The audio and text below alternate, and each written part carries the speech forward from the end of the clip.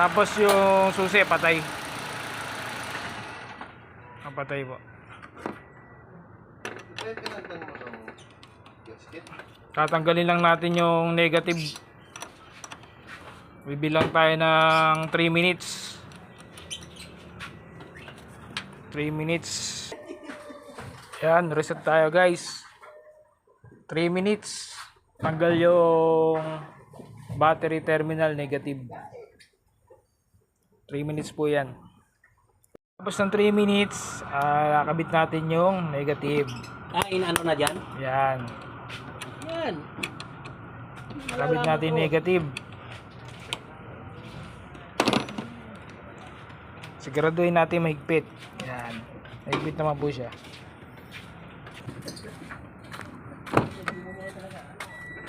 Dito sa harap.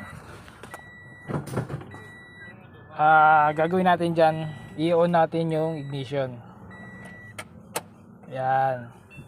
Hintayin tayo ng 2 minutes, naka-on yung ignition. Yan guys.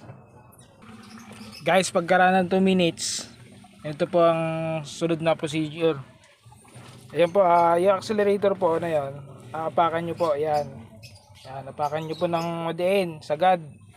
Tapos, papatayin nyo po yung ignition. Yan. Bibilang po tayo ng 10 seconds.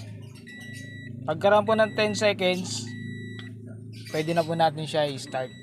Reset na po yung kanyang ECU or computer box. Yun. Yan, i-start na natin.